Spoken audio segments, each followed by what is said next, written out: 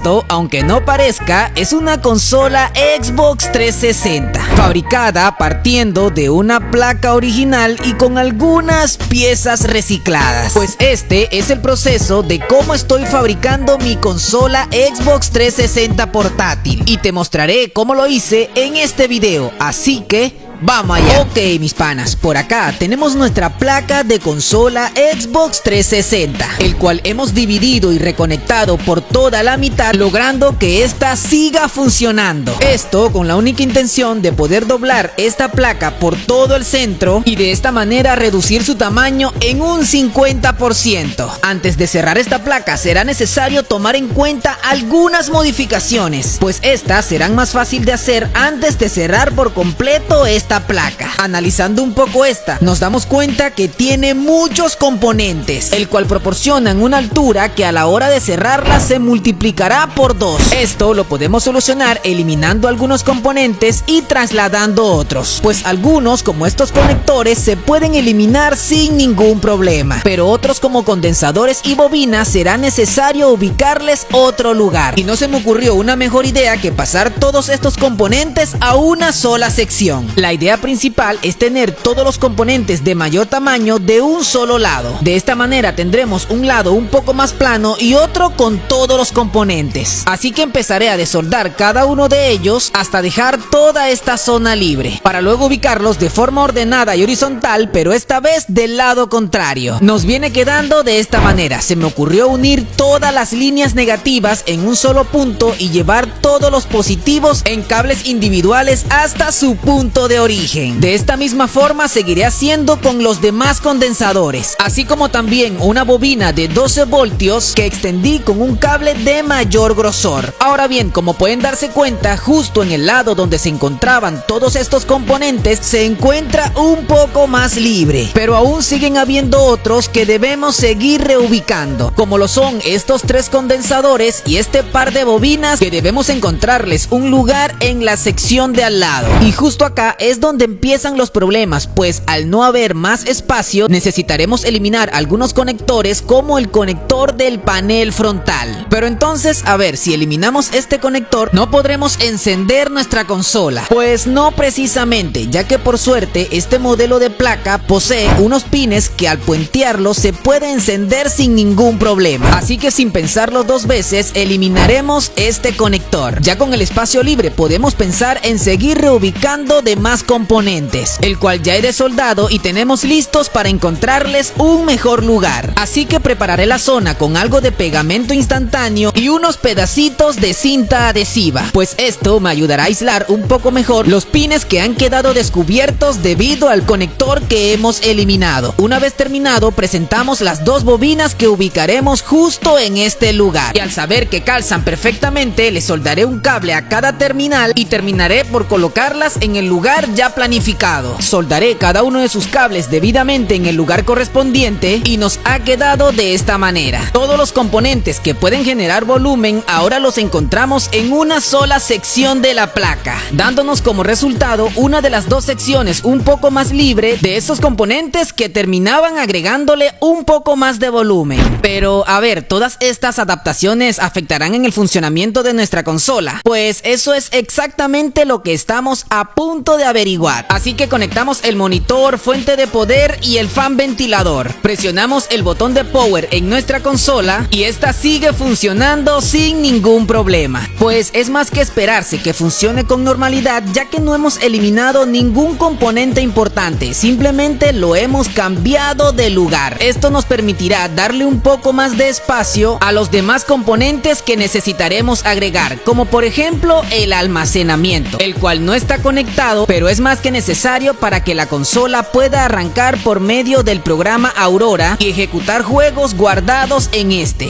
Así que apagaremos nuestra consola y seguiremos avanzando, ya que necesitamos seguir haciendo un par de modificaciones adicionales. Ahora bien, es momento de pensar en algunos componentes importantes, como el disipador y baterías, el cual necesitan tener un espacio disponible, ya que estos ocuparán gran parte del poco espacio que tenemos. Si prestamos atención, justo donde va el disipador para el procesador, no tendremos ningún problema, pues este se encuentra completamente libre de componentes. Pero si quisiéramos ubicar un lugar para las baterías, el único espacio con el que contamos es justo este que tenemos acá. Así que al igual que hemos hecho con algunos componentes, reubicaremos todos los condensadores y algunas bobinas, el cual nos permitan liberar un poco el espacio que necesitamos. Desoldaré todos los condensadores y bobinas que pienso reubicar y les acondicionaré un nuevo lugar, como este par de bobinas que pude acomodar en un pequeño espacio y que ahora se encuentran en un lugar más ordenadas. De la misma forma terminé haciendo con los condensadores, el cual uní en una sola sección 3 de ellos, compartiendo el mismo negativo para que la conexión no se haga con muchos cables. Estos los terminé ubicando justo donde se encontraban las conexiones de los puertos USB. Así que conecté su lado positivo en el lado contrario, quedándonos de esta manera. Todos los condensadores ahora ordenados en un solo lugar y con espacio disponible ahora sí para agregar los componentes que conformarán nuestra consola portátil. Una vez realizado estas últimas adaptaciones, será necesario probar por última vez antes de cerrar por completo nuestra placa. Así que hacemos el puente en el botón de power y esta una vez más enciende sin ningún problema, pues todas las modificaciones y adaptaciones que hemos hecho no han alterado su buen funcionamiento. Ahora bien, ya que sabemos que nuestra consola funciona perfectamente, es momento de doblar definitivamente esta placa y de esta manera reducir su tamaño en un 50%. Antes de hacer este procedimiento es importante cubrir muy bien toda la parte trasera y eso lo haremos con ayuda de cinta Kapton. Cubrimos muy bien ambas partes y ya tenemos preparada nuestra placa. Así que con mucha paciencia y prestando mucha atención a todas las conexiones, procederemos a doblar nuestra placa de consola Xbox. En este procedimiento sin duda alguna se debe prestar toda la atención, ya que en algún momento pueda que falle alguna soldadura, se desprenda, termine conectándose con otro cable y termine generando un corto. Y aunque hemos tomado todas las precauciones posibles, siempre es importante revisar 2 veces. Una vez terminado con este procedimiento, nos ha quedado de esta manera: una placa de consola Xbox 360 reducida en un 50%. Pero aún debemos seguir haciendo pruebas, ya que necesitamos saber si aún sigue funcionando. Así que una vez más conectaremos todo nuevamente, pues este será el encendido definitivo de la consola reducida al 50%. Así que hacemos el puente en el pin que enciende la consola, esperando que no exista ninguna novedad, y después de esperar unos cuantos segundos se hace realidad lo que en algún momento llegamos a imaginar: una placa de consola Xbox 360 reducida en un 50%. Esto sin duda alguna nos acerca mucho más a nuestro objetivo final, aunque aún nos sigue haciendo falta mucho, así que es momento de seguir avanzando. Ahora bien, para que nuestra consola al momento de encenderla no encienda en Xbox Live y pueda entrar en el programa Aurora, debemos conectarle el disco duro o almacenamiento. Pero como estamos intentando hacer una consola compacta, este disco duro por su tamaño no suele ser el más óptimo, así que la mejor opción es colocarle un almacenamiento de estado sólido, que al retirarle completamente su carcasa y algunos accesorios nos viene quedando de esta manera, y al presentarlo en nuestra placa, este puede entrar en casi cualquier lugar sin ocupar mucho espacio. Así que lo único que debemos hacer será conectarlo en su enchufe indicado, y para identificar los pines de datos y voltajes conseguí una imagen en internet donde lo explica fácilmente. Ahora bien, para hacer la conexión de datos y que estos no ocupen mucho espacio, utilicé cobre esmaltado del más delgado, trenzado doble. Esto es de suma importancia, ya que estos cables de datos son muy sensibles al ruido eléctrico, y para evitar interferencias, cada cable de datos debe ir acompañado de una conexión a tierra. Una vez tenemos lista la conexión del almacenamiento, procedemos a conectarlo en la placa. Una vez tenemos conectado estos 4 cables de señales respectivamente acompañado con un cable a tierra, nos ha quedado de esta manera. Así que simplemente nos queda hacer su conexión de voltajes y ya tendríamos conectado nuestro almacenamiento. Pero esto no pudiera estar completamente listo sin antes aislarlo en su parte trasera, pues esto es más que importante, ya que no queremos que sus componentes hagan contacto con los componentes de la consola.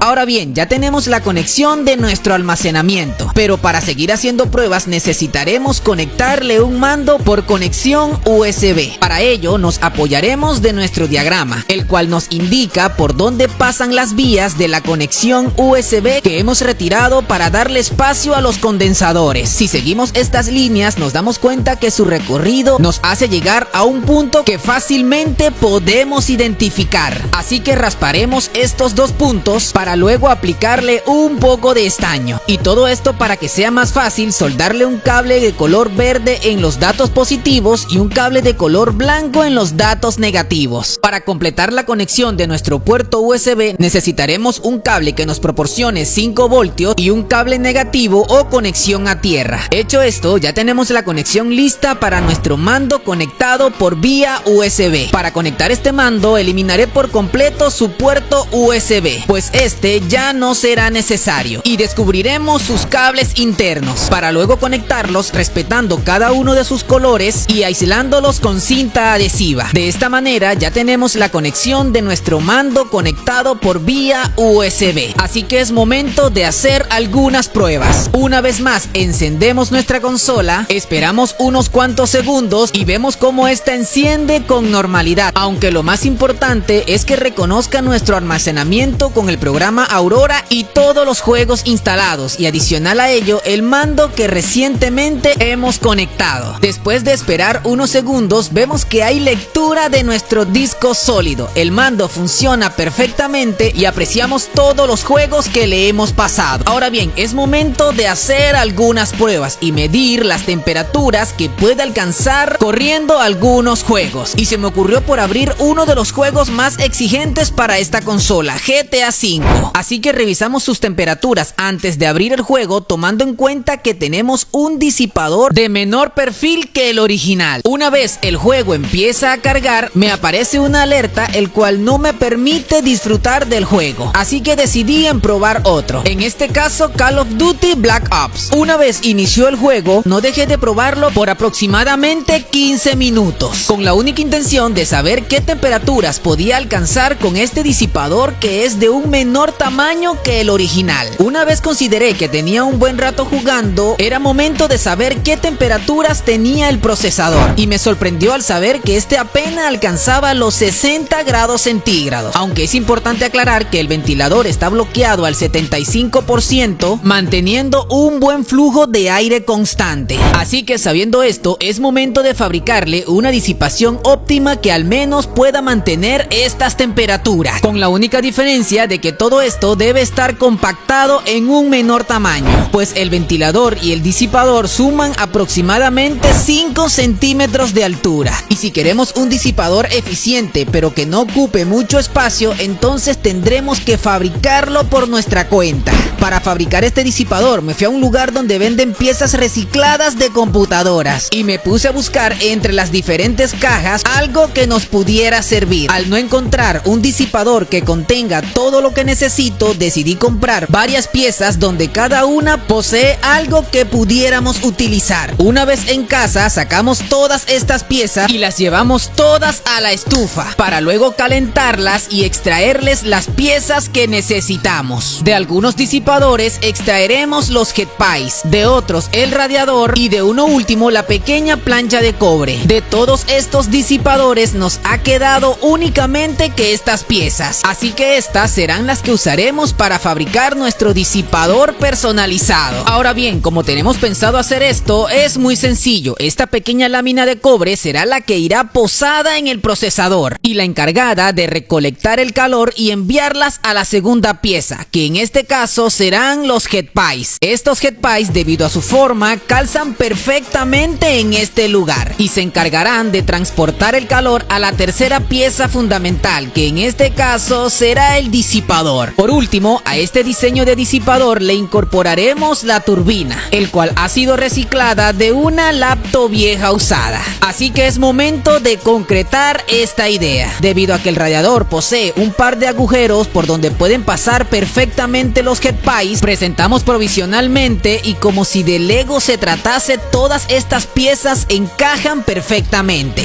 Pero con un pequeño problema, y es que para hacer coincidir los headpipes en el centro del procesador es necesario rodar todo el disipador disipador hacia adelante, haciendo que una parte del disipador sobresalga de nuestra consola. Para evitar esto, será necesario modificar la forma de uno de los headpies. Así que con mucho cuidado y con ayuda de un pequeño alicate, le pude dar una forma el cual permite que al calzar en el disipador, este no tenga que ser rodado hacia adelante. Así que solucionado esto, es momento de seguir avanzando. Para que los headpies puedan hacer un buen contacto con esta pequeña lámina de cobre, se me ocurrió aplanarlas un poco con ayuda de una regla metálica y dándole pequeños golpes con un alicate. Ahora bien, una vez tenemos estos headpies aplanados, procedemos a unir todas estas piezas aplicándole soldadura en pasta y acercándolas a la estufa caliente. Las altas temperaturas hace que se funda el estaño uniendo todas las piezas, y una vez terminado nos ha quedado de esta manera. Un disipador bastante compacto, así que es momento de presentarlo. Y este calza perfectamente, por lo que es momento de ir pensando cómo vamos a anclar este disipador a la placa de la consola. Para ello se me ocurrió utilizar algunas láminas de cobre y un par de estos sujetadores que comúnmente traen las laptops. Estos irán soldados directamente a la placa de la consola, y de la misma forma soldaremos estas pequeñas láminas de cobre, pero esta vez en la lámina del disipador. Nos ha quedado de esta manera, pero aún nos faltan un par de anclajes que irán en la parte delantera para que este se pueda asentar al procesador de forma uniforme, el cual fabriqué con algunos anclajes y un par de tornillos que adherí con pegamento a la placa de la consola. Para asegurarme que este disipador asiente de forma correcta, le agregué un poco de pasta térmica, apreté todos sus tornillos y esta se esparce de manera uniforme. Ahora bien, hecho todo esto, podemos decir que hemos concluido con nuestro disipador, por lo que es más que necesario probarlo y saber si este es tan eficiente como el que anteriormente tenía. Así que antes de ello será muy importante incorporar la turbina, la encargada de llevar aire fresco a nuestro radiador. Esta la sujetaremos por medio de un tornillo que le hemos adaptado, y ahora sí podemos decir que tenemos nuestro sistema de enfriamiento para nuestra consola Xbox 360 modificada. Conectaremos esta turbina provisionalmente a la entrada de 5 voltios que entrega nuestra fuente de poder. Esto ya que la turbina se alimenta de 5 voltios y no podremos conectarla donde originalmente van los pines del fan ventilador, pues estos son alimentados por 12 voltios. El único inconveniente de esto es que no podremos regular por ahora la velocidad de nuestra turbina, pero sirve perfectamente para hacer nuestras pruebas. Hacemos todas las conexiones necesarias para encender nuestra consola y puenteamos el botón de encendido. Esperamos unos cuantos segundos hasta que encienda, y esta enciende con total normalidad. Así que buscamos nuevamente el mismo juego y lo usaremos con intención de estresar nuestra consola por aproximadamente unos 20 minutos. Concluido ese tiempo, verificamos las temperaturas y tal cual como podemos darnos cuenta, esta se ha mantenido a una temperatura de 65 grados centígrados. Más que excelente para nuestro disipador, ya que a pesar de tener una turbina pequeña y un sistema de refrigeración más compacto, no deja de ser tan eficiente como su disipador original. Ahora bien, ya que sabemos que contamos con una consola compacta y un sistema de refrigeración eficiente, podemos seguir avanzando con nuestro proyecto. Así que es momento de seguir pensando en piezas adicionales como dónde vamos a colocar la pantalla. Y como ya lo había planeado anteriormente, esta irá en el lado más plano y que no contiene componentes voluminosos. Y aunque esta pantalla no es exactamente como la que quería, pues buscaba una de 8 pulgadas, se adapta perfectamente para lo que queremos, es decir, proyectar la imagen de los juegos, pero con un pequeño problema, y es que estas no reciben señal por HDMI sino